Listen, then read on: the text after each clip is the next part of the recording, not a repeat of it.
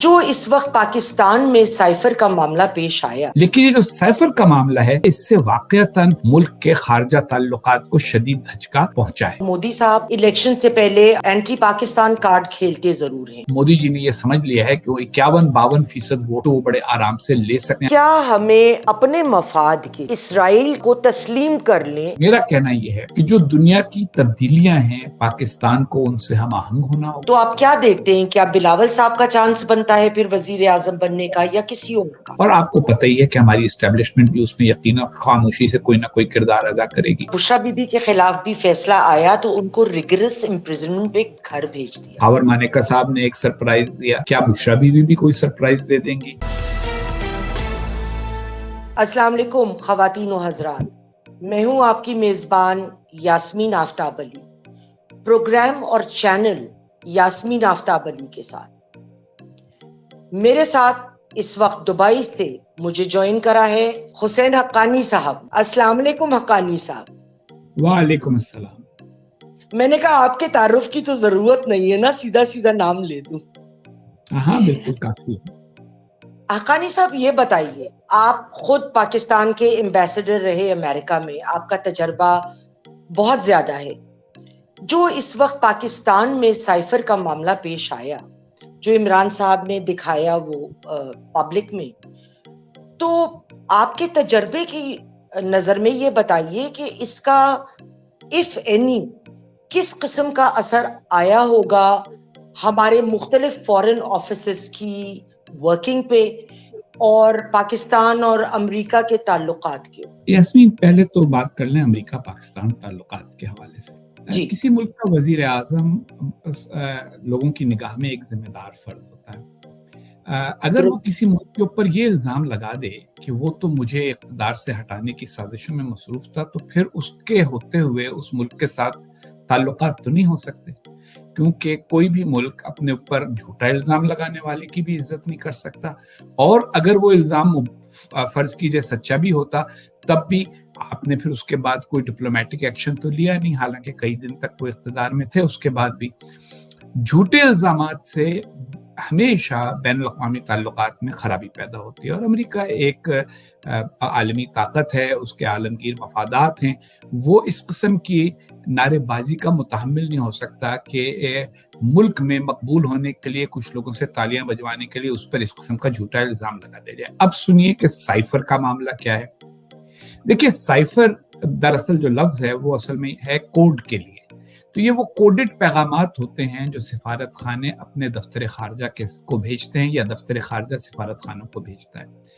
جب اس کا متن اخباروں میں چھپنے لگے تو دو باتیں ہوتی ہیں، ایک تو یہ کہ جو سفارتکار ہے وہ اب کھل کر پیغام نہیں بھیج سکتے، ان کو پتہ ہے کہ ہم جو چیز بھیجتے ہیں وہ شاید ہمارے اپنے ہی حکام، وزیر خارجہ، وزیر اعظم اس کو پبلک کر سکتے ہیں، اور اس سے سیاسی فائدہ اٹھانے کی کوشش میں جو سچائی ہوتی ہے بین الاقوامی تعلقات میں، جو ڈپلومیٹس آپس میں خاموشی سے باتیں کرتے ہیں، وہ باتیں نہیں ہو سکتی۔ دوسرا نقصان اس کا یہ ہے کہ آپ کو پتا ہوگا کہ اس کا متن جو ہے وہ ایک امریکی اخبار کو دے دیا گیا، اور اس متن سے کوئی بھی سمجھدار لوگ اگر ان کو پتا ہو کہ سائفر پیغام کیا کس یعنی کوڈ میں تھا، اور پھر اس کا ڈی کوڈڈ ورژن ساتھ رکھ لیں تو کوڈ کو توڑنا آسان ہو جاتا ہے۔ تو جو اس پورے عرصے میں پاکستان کے سفارت خانوں میں مختلف جگہوں سے پیغامات آئے گئے، کوئی بھی ہمارے ملک کا دشمن یا دوست بھی وہ ان سب کو ڈی کوڈ کر سکتا ہے۔ تو جو ایک رازداری ہے وہ راز اس سے فاش ہو گیا۔ یہی وجہ ہے کہ اس کے اوپر قانونی کارروائی ضروری سمجھی گئی۔ میں ویسے واضح کر دوں کہ میں ان لوگوں میں سے ہوں جو سمجھتے ہیں کہ پاکستان میں یہ بڑی پرانی ریت ہے کہ جو حکومت سے ہٹایا جاتا ہے اس پر مقدمات بنائے جاتے ہیں، اور میں اس کا ناقد ہوں۔ لیکن یہ جو سائفر کا معاملہ ہے اس کو سمجھنے کی ضرورت ہے کہ یہ اس سے الگ ہے، اس سے واقعتاً ملک کے خارجہ تعلقات کو شدید دھچکا پہنچا ہے۔ درست۔ اچھا یہ بتائیے گا حقانی صاحب کہ آج کل چونکہ کچھ ماہ میں انڈیا میں بھی الیکشنز ہونے والے ہیں، اور مودی صاحب عموماً الیکشن سے پہلے اپنا یہ اینٹی پاکستان کارڈ کھیلتے ضرور ہیں۔ اس وقت بھی انہوں نے یہ باتیں کی ہیں کہ جو مقبوضہ کشمیر جس کو ہم کہتے ہیں وہ 370 کے لا کے تحت اس کا اسپیشل سٹیٹس ختم کر دیا گیا، اور یہ کہ اب وہ جو آزاد کشمیر جسے ہم کہتے ہیں وہ بھی لے لیں گے۔ دوسری جانب اجیت دوول صاحب نے بڑی اوپنلی یہ بات کری ہے کہ وہ بلوچستان میں سیسیشن لائیں گے۔ پاکستان کی طرف دوسری جانب سے کچھ اس قسم کے بیانات سامنے آئے، اور کچھ لوگوں نے مجھے بتایا کہ یہاں پہ کچھ ایسے شواہد موجود ہیں کہ جو ہمارے ملک کے اندر ٹیررسٹ اٹیک ہوتے رہے، کچھ میں، سب میں نہیں، انڈیا کا کچھ نہ کچھ ہاتھ تھا۔ الیکشن جو اب ہمارے ہاں ہو رہے ہیں تو اس میں ویسے بھی ایکسپیکٹ کیا جا رہا تھا کہ مختلف سائیڈ سے کوئی ٹیررزم اٹیکس ہو سکتے ہیں، تو کیا ان دونوں حضرات کی گفتگو کے بیک گراؤنڈ میں اس کو رکھتے ہوئے انڈیا کی جانب سے اس وقت پاکستان کو کوئی خطرہ ہو سکتا ہے؟ یاسمین، اچھی بات تو یہ ہے کہ آج 5 فروری ہے، انتخابات 8 فروری کو ہیں۔ ابھی تک خدا کا شکر ہے کہ کوئی بہت بڑا دہشت گردی کا ایسا واقعہ نہیں ہوا جس سے انتخابات التوا میں پڑ سکیں اور وسیع پیمانے پر کوئی جانی نقصان ہو۔ لیکن جو اصل معاملہ ہے وہ یہ ہے کہ بھارت اور پاکستان کے درمیان یہ معاملہ اب ختم کرنے کی ضرورت دونوں طرف ہے کہ ایک دوسرے کے خلاف بیان بازی سے اپنے لوگوں کے اندر جذبات بھڑکائے جائیں اور ان کے ووٹ حاصل کیے جائیں۔ پاکستان میں تو بڑی حد تک یہ ختم ہوا ہوا لگتا ہے۔ آپ دیکھیں کہ اس انتخابی مہم میں کسی بھی بڑے لیڈر نے بھارت دشمنی کو ہوا دینے کی کوشش کی۔ اب بھارت کا مسئلہ یہ ہے کہ وہاں ایک تو یہ ہے کہ جو حکومت ہے وہ 10 سال سے ہے، 10 سال کے بعد ویسے بھی لوگ اپنی رائے بدلنے کی کوشش کرتے ہیں، سوچ بدلتے ہیں۔ اپوزیشن کے اکٹھا ہونے کے امکانات نظر آ رہے تھے۔ یہ سب دیکھ کر مودی جی کی جو انسٹنکٹ ہے وہ یہی تھی کہ کسی طریقے کے ساتھ لوگوں کو، اور یہ بدقسمتی سے پورے بر صغیر کی بدقسمتی ہے، یہ ہماری پوری تاریخ ہے اس کے اوپر پچھلے 100-150 سال کی، کہ ایک دوسرے سے لڑا کر، ایک دوسرے کے خلاف جذبات بھڑکا کر لوگوں کو ساتھ میں لایا جاتا ہے۔ تو وہ وہاں پہ انہوں نے مسلمانوں کے خلاف بھی جذبات بھڑکائے ہیں، اور یہ بھی کہا ہے کہ جناب ہم تو مغلوں کے اور ان سب کے آنے سے پہلے کے ہندوستان کو بحال کر رہے ہیں۔ دوسری طرف انہوں نے جو جنوب کی ریاستیں ہیں ان کے خلاف بھی باتیں کی ہیں، ان کے بعض لوگوں نے کہ یہ ریاستیں جو ہیں ان کی سوچ ہندی سوچ یا ہندو سوچ نہیں ہے، وہ کہتے ہیں ہندی، ہندو، ہندوستان، یعنی صرف ہندی بولنے والے ہندو اور وہی ہندوستان کے حقیقی شہری ہیں، جبکہ اس ملک میں اور زبانیں بھی بولی جاتی ہیں اور لوگ بھی۔ تو انڈیا کی ڈائیورسٹی کو ختم کر کے، اس کے جو تنوع ہے اس کو ختم کر کے صرف ہندوتو کی بنیاد کے اوپر پوری قوم کو اکٹھا کرنے کی کوشش میں مودی جی نے یہ سمجھ لیا ہے کہ وہ 51-52% ووٹ تو وہ بڑے آرام سے لے سکتے ہیں اگر لوگوں کو صرف ایک نعرے پر متحرک کر لیں۔ لیکن ملکوں کی ترقی اس طرح ہوتی نہیں ہے۔ جو باقی لوگ ہیں جو ان کو ووٹ دینے والے نہیں ہیں وہ بھی ہندوستان ہی میں رہیں گے، اور تعصبات بھڑکا کر اور پڑوسیوں کے خلاف منافرت بھڑکا کر آپ عارضی فائدہ حاصل بھی کر لیں تو طویل المیاد آپ کو ساتھ رہنے کا طریقہ سیکھنا ہوگا۔ اور ساتھ رہنے کے طریقے کے لیے یہ ضروری ہے کہ دونوں طرف سے کوئی ایسی بات نہ ہو کہ جس کے نتیجے میں ایک دوسرے کے شہری مارے جائیں۔ اور اسی لیے میرا یہ خیال ہے کہ اگر پاکستان کے انتخاب کے بعد پاکستان کی نئی قیادت کوئی ایسا قدم اٹھاتی ہے جس کے نتیجے میں مودی جی کی یہ حکمت عملی کے لوگوں کو ہمیشہ غصے میں رکھیں پاکستان کے خلاف یا مسلمانوں کے خلاف، یہ ناکام ہو جاتی ہے، تو یہ شاید نہ صرف پاکستان کے لیے اچھا ہوگا بلکہ ممکن ہے بھارت کے لیے بھی اچھا ثابت ہو۔ درست۔ یہ بتائیے حقانی صاحب کہ جو بھی حکومت آئے گی آگے، ارسپیکٹو کون لوگ آتے ہیں، پاکستان کا اس وقت ہمارے معاشی حالات کو بھی دیکھتے ہوئے، ہمارے مسائل کو سامنے رکھتے ہوئے، ہماری فورن پالیسی کا تھرسٹ کیا ہونا چاہیے؟ دیکھیے، پاکستان کی کل معیشت جس کو قومی پیداوار کہتے ہیں وہ تقریباً 350-350 ارب ڈالر ہے، اور اس وقت ہمیں اگلے 2 سال کے اندر 78 ارب ڈالر کے قرضے واپس کرنے ہیں۔ اب آپ اس کو یوں سمجھیے کہ آپ کی ساری جو نیٹ ورتھ ہو وہ 350 ہو، کوئی بھی کسی بھی کرنسی میں کر لیں، 378 آپ کو واپس کرنے ہو اور نئی آپ کے پاس کوئی انکم نہ ہو. تو یہ وہ معاملات ہیں جن کے اوپر پاکستان کو توجہ کی ضرورت ہے. اب کیا چیزیں ضروری ہیں؟ پہلی بات تو یہ ہے کہ ہمیں ان تمام ممالک کے ساتھ تعلقات اچھے کرنے کی ضرورت ہے جو ہمارے قرض خواہ ہیں. ہمیں ان سے ایسے تعلقات رکھنے چاہیے کہ جس کے اندر اگر ہمیں اپنے قرضے کو رول اوور کرانا ہو، ری نیگوشیٹ کرنا ہو تو وہ ممکن ہو.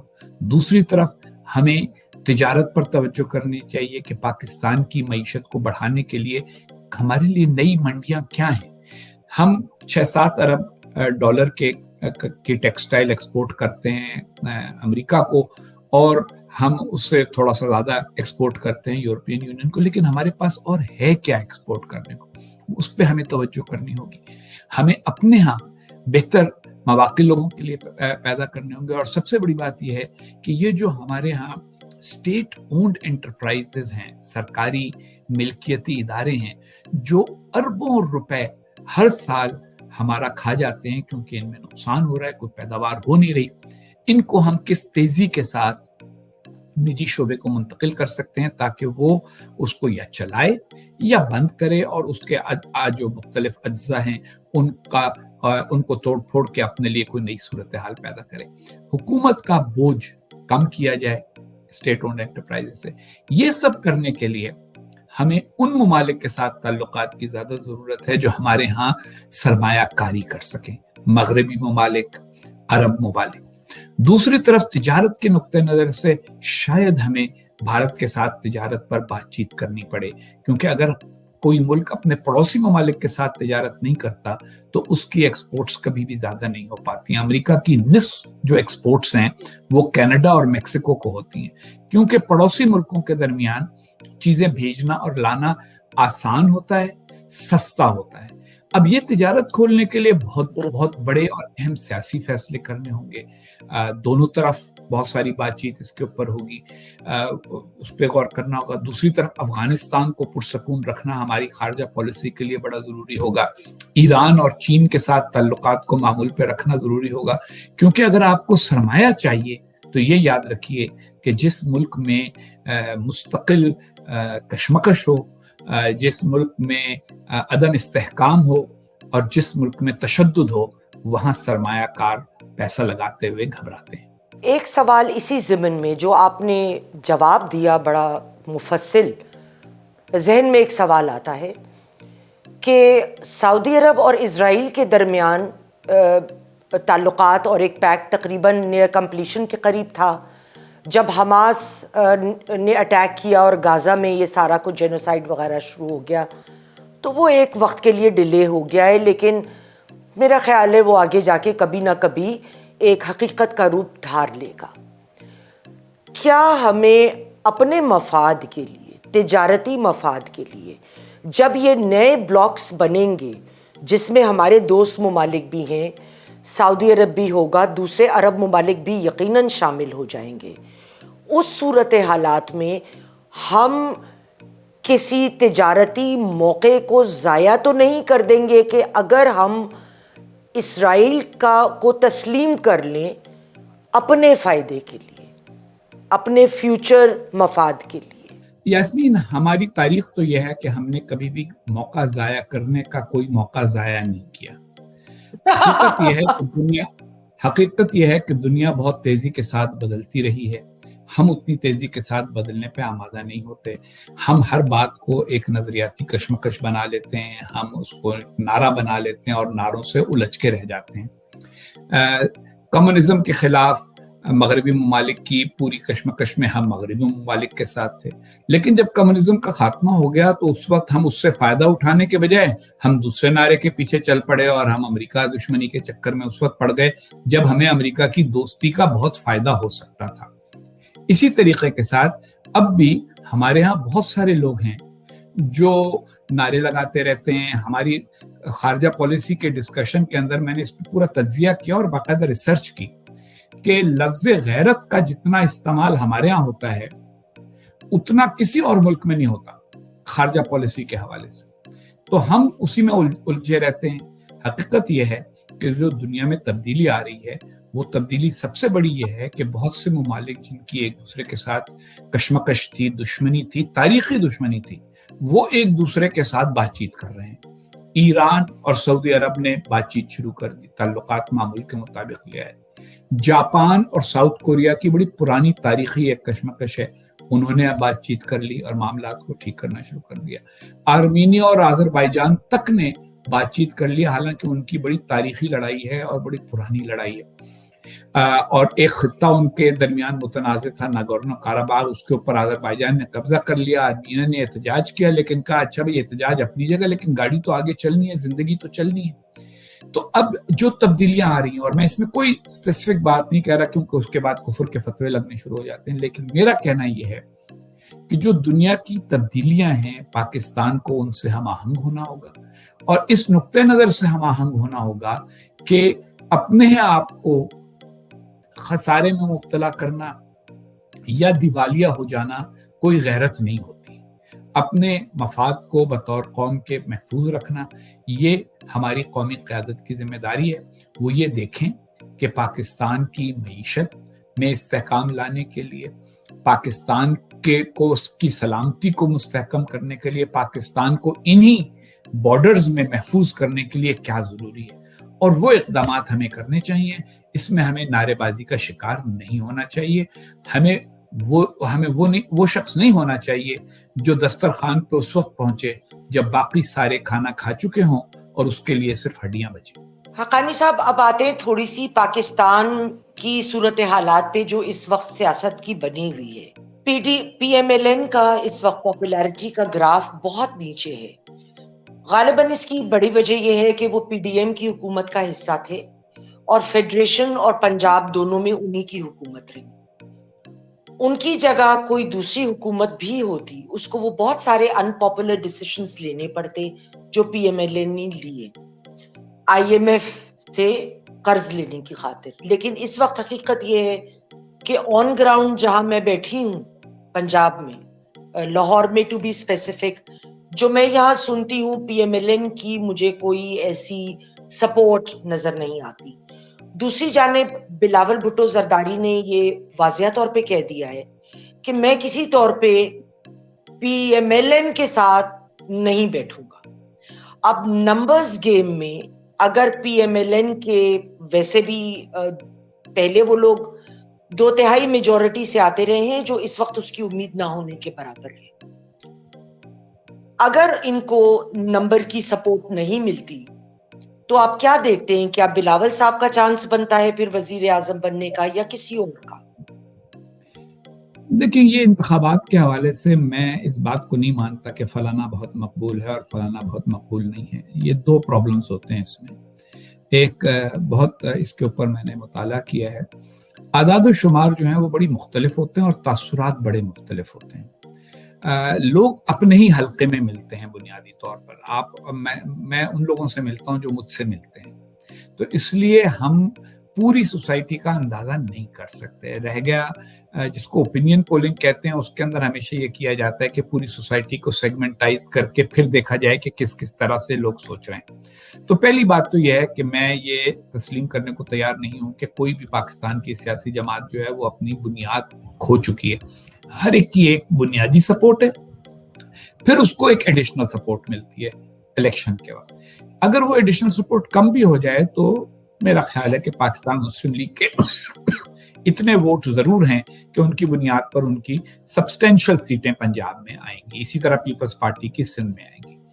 پاکستان میں فی الحال مخلوط حکومت ہی ملک کے لیے بہتر ہے۔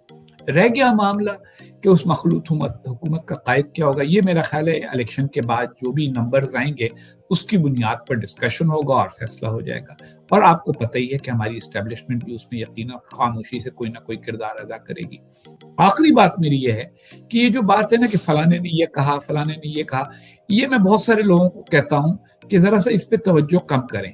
پرانے زمانے میں جب صرف اخبار ہوتا تھا، وہ دن میں ایک دفعہ آتا تھا، آپ پڑھتے تھے، اس کے بعد دن بھر اس پہ غور کرتے تھے۔ اب یہ ہے کہ ہر چند منٹ کے بعد 24 گھنٹے ایک خبروں کا سلسلہ چلا ہوا ہے، ٹکر آ رہے ہیں، واٹس ایپ میسج آ رہے ہیں، ट्वीट आ रहे हैं, उसके अंदर बहुत सारा, इसको पॉलिटिकल साइंस में इसके लिए इस्तेलाह इस्तेमाल होती है, पॉलिटिकल नॉइज।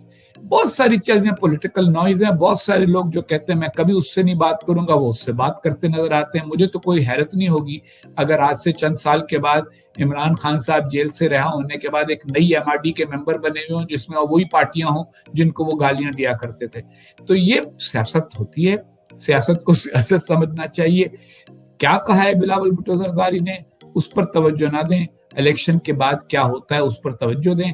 रह गए नताइज, तो आपके और मेरे प्रेडिक्शन से कुछ नहीं होगा।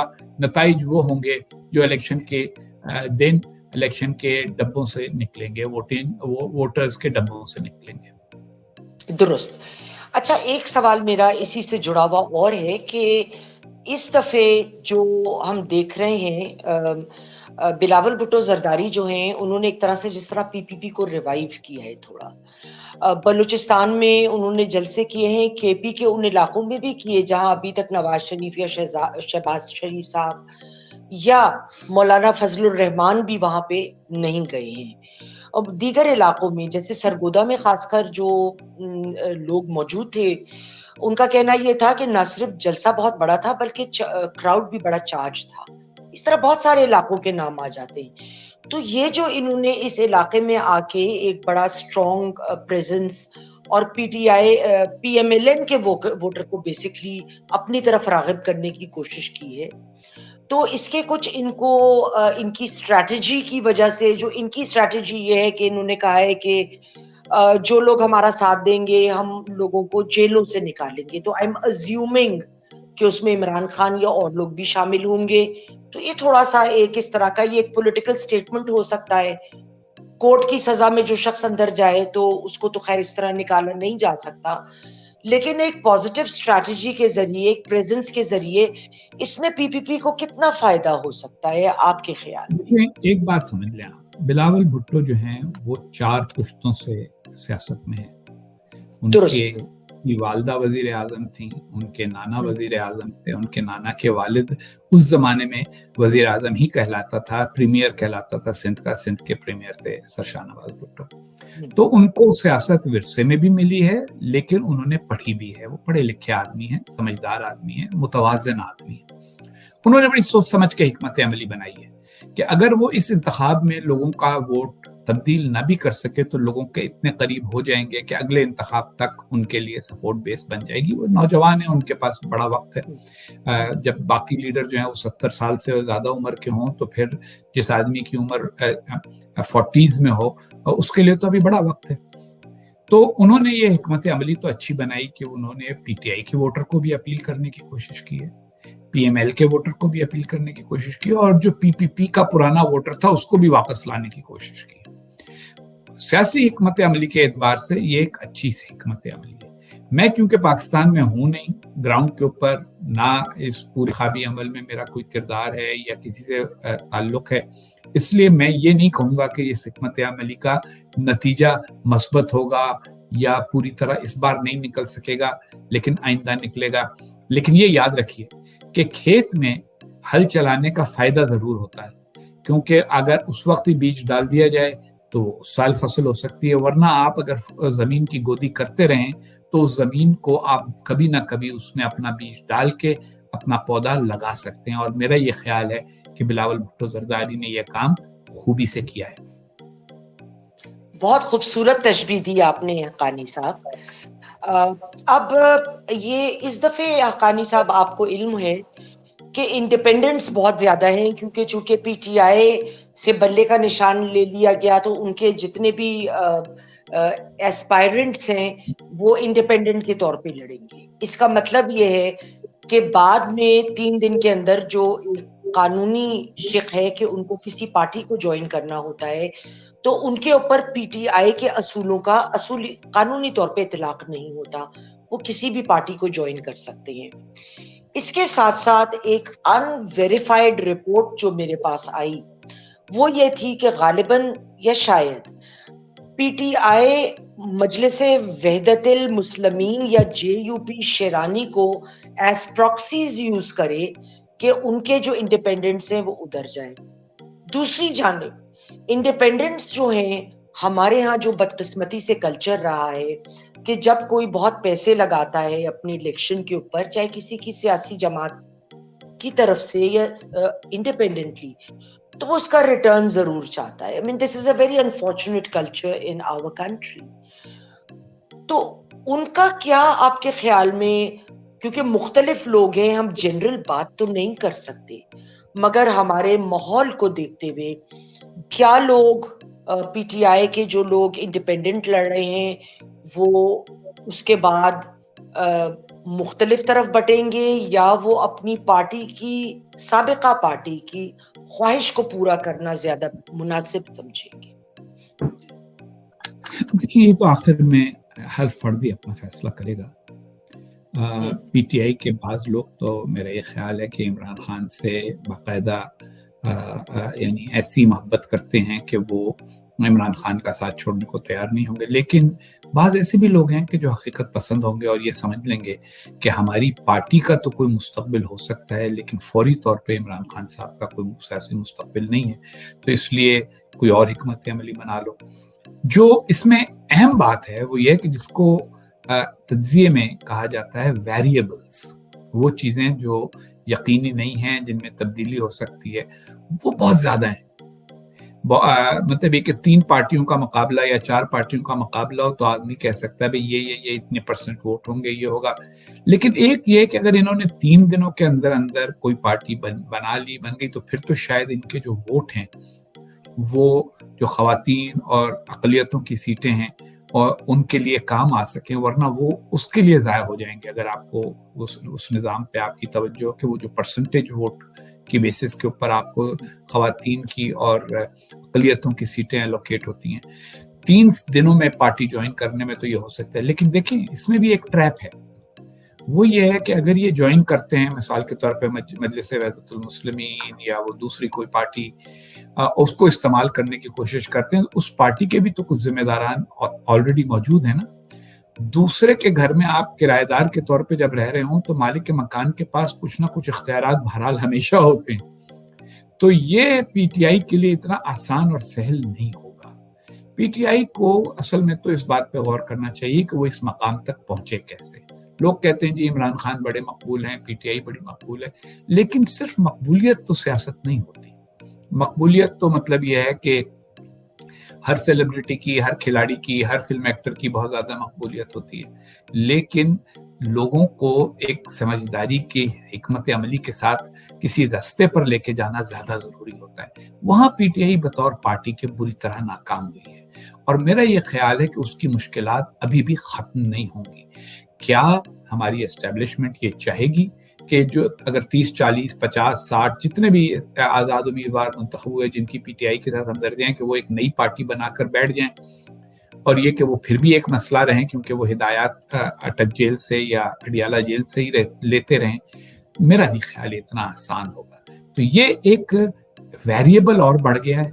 ایک اور چیز ایسی ہو گئی ہے کہ جو غیر یقینی ہے، لیکن اس غیر یقینی کے وہ ممکنہ نتائج ضروری نہیں ہیں جو آپ اور میں اس وقت تصور کر سکتے ہیں. کچھ ایسے نتائج بھی ہو سکتے ہیں جو ہمارے تصور سے بعید ہوں. اچھا، ایک بڑی عجیب چیز ہوئی حقانی صاحب، جب بشرا بی بی کے خلاف بھی فیصلہ آیا تو ان کو ریگرس امپریزنمنٹ پہ گھر بھیج دیا. اب چونکہ میرے میاں نے بھی ریگرس امپریزنمنٹ کاٹی ہوئی ہے تو وہ گھر پہ تو نہیں ہو سکتی. ہاں، سمپل امپریزنمنٹ ہو سکتی ہے اگر آپ کے گھر کو سب جیل قرار دے دیا جائے.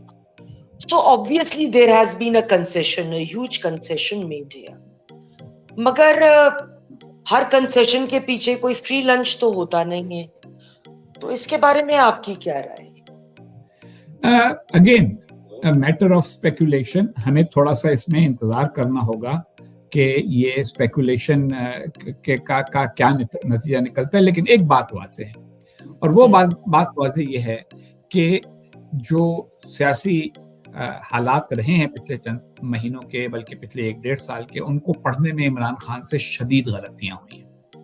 اور نہ صرف یہ کہ وہ سیاست کو پڑھنے میں ان سے غلطیاں ہیں، ان کو افراد کو پڑھنے میں بھی غلطیاں ہیں. انہوں نے بہت سی چیزیں جو ہیں ان کی توقع نہیں کی. اب ان کو خاور مانیکا صاحب نے ایک سرپرائز دیا, کیا بشرا بیوی بھی کوئی سرپرائز دے دیں گی؟ مجھے اس کا علم نہیں ہے, نہ میں ان سے کبھی ملا ہوں, نہ میں ان کو جانتا ہوں. مگر یہ جو آپ کا کہنا ہے کہ کوئی فری لنچ نہیں ہوتا, یقیناً کوئی بات چیت پیچھے ہو سکتی ہے, یہ ایک اسپیکولیشن ضرور ہے, اور ہو یا نہ ہو اس کا سیاسی نقصان خان صاحب کو ضرور پہنچے گا. آپ کو پی ٹی آئی اور عمران خان صاحب کا, کیونکہ میرے حساب میں اس وقت یہ دونوں باتیں مختلف بھی ہو سکتی ہیں, ان کا مستقبل کیا نظر آتا ہے؟ دیکھیں, عمران خان صاحب کا تو فوری مستقبل مخدوش نظر آ رہا ہے, فوری. لیکن سیاست میں جو آدمی مقبول ہوتا ہے, جس کے حامی ہوتے ہیں, وہ کبھی ختم نہیں ہوتا. یہ میں کئی سال سے لکھ رہا ہوں. محترمہ بینظیر بھٹو کے بارے میں لکھا تھا میں نے, نواز شریف صاحب کے بارے میں لکھا, اور اب عمران خان صاحب کے بارے میں بھی کہتا ہوں. مجھے ان سے اختلاف ہے, لیکن یہ بات اپنی جگہ ہے کہ اگر ان کے حامی ہیں تو وہ کبھی نہ کبھی دوبارہ منظم ہو کے ایک نئی پارٹی بن سکتے ہیں, یا اسی پارٹی کو لے کے آگے بڑھ سکتے ہیں. رہ گئی پی ٹی آئی, تو پی ٹی آئی صرف, پی ٹی آئی کی بدقسمتی ہے کہ پی ٹی آئی ہمیشہ صرف عمران خان اور ہم نوا تھے. کبھی بھی جیسے قوالی میں ہوتے ہیں نا کہ غلام فرید صابری اور ہم نوا, باقیوں کا کسی کا کوئی مقام بھی نہیں تھا, کوئی اہمیت بھی نہیں تھی. جہانگیر ترین صاحب پیسے وغیرہ دیتے تھے پارٹی کو, تو وہ پارٹی سے چلے گئے. اس کے علاوہ باقی سارے افراد جو ہیں وہ کوئی اہمیت بطور فرد کے اس پارٹی میں نہیں رکھتے تھے. تو اس لیے وہ پارٹی بغیر عمران خان صاحب کے ایک کمزور اینٹی ہوگی. عمران خان صاحب جب رہا ہوں گے تو تب وہ یقیناً اس پارٹی کے اندر کوئی جان دوبارہ شاید ڈال سکے. لیکن یہ حقانی صاحب, ہمارا المیہ یہ ہے کہ ہمارے ہاں جماعت اسلامی کے علاوہ جتنی بھی پارٹیاں ہیں, اگر کوئی دوسری شخصیت کی اہمیت, کسی شخص کی اہمیت ہے, تو وہ جو بانی ہے اس پارٹی کا, اس کا کوئی بیٹا ہوگا, پوتا ہوگا, پوتی ہوگی, بیٹی ہوگی, نواسی, جو لوگ انتھک محنت بھی کرتے ہیں اپنی پارٹی کے لیے, ان کو وہ لیول کبھی اچیو نہیں ہوگا کہ وہ ہیڈ کریں پارٹی. ایسا کیوں ہے؟ ہم اپنی پارٹی کو ایک صحیح ڈیموکریٹک نارمز پہ یہ تو کیوں نہیں بنا پا؟ یہ دنیا بھر میں ایک پرابلم بنتا چلا جا رہا ہے. سیاست کے حوالے سے متوسط طبقے کے پڑھے لکھے لوگ سیاست کو اوائڈ کرتے ہیں. مرکزی سطح پر نہیں, لیکن ریاستی سطح پر اگر آپ دیکھیں تو انڈیا میں بھی ایسا ہی ہے. چھوٹی چھوٹی فیملی ڈائنیسٹیز ہیں, وہی چند خاندان ہیں, وہ رہتے ہیں. پاکستان کی بنیاد سے بھی اگر دیکھا جائے, جب پاکستان کی بنیاد رکھی جا رہی تھی تو اس وقت بھی بعض بڑی مشہور فیملیز تھیں جنہوں نے کردار ادا کیا. اس کے لیے قوم کا جو سیاسی کلچر ہے وہ بدلنا ہوگا. وہ بدلنے میں بہت وقت لگے گا. میں نے پچھلے دنوں ایک مضمون لکھا تھا کہ ہمیں یعنی جمہوریت اگر ہمیں چاہیے تو ہمیں جمہوریت کے لیے جمہوری سوچ بھی پیدا کرنی ہوگی. ہمارے ہاں جمہوری سوچ کہاں ہے؟ ہمارے ہاں جب لوگ یہ سوچ رکھتے ہوں کہ میرا لیڈر ایماندار, میرا لیڈر فرشتہ, دوسرے لوگ چور اور غدار اور بے ایمان, ایک دوسرے کی بات نہ سنتے ہوں, ایک دوسرے کے ساتھ تحمل سے بات نہ کرتے ہوں, اور غصے میں آ جاتے ہوں, اور پھر غصے میں ایک دوسرے کے ساتھ سخت گیری کرتے ہوں, تو یہ جمہوری کلچر نہیں ہے. جب جمہوری کلچر نہیں ہوگا, بادشاہی کلچر ہوگا, تو ہر پارٹی کا بانی ہی اس کا بادشاہ ہوگا. بادشاہ کے بعد تو پھر اس کا بیٹا یا بیٹی ہی اقتدار سنبھالتے ہیں. حقانی صاحب, بہت عمدہ اور مفصل آپ نے جواب دیے. آپ کی تشریف آوری کا بے حد شکریہ. آئی ایم پرسنلی گریٹفل سر, کیونکہ مجھے پتا ہے آپ انشاءاللہ ہوتی رہے گی. انشاءاللہ, کیونکہ مجھے پتا ہے آپ لوکل میڈیا میں ذرا انٹرویو نہیں دیتے ہیں. میں بہت شکر گزار ہوں آپ. خواتین و حضرات, آپ لوگوں کو اگر پروگرام پسند آیا ہو, شیئر کریں, لائک کریں, کمنٹ باکس میں کمنٹ دینا نہ بھولیں. چینل اور پروگرام یاسمین آفتاب علی کے ساتھ کو ضرور سبسکرائب کریں. خدا حافظ.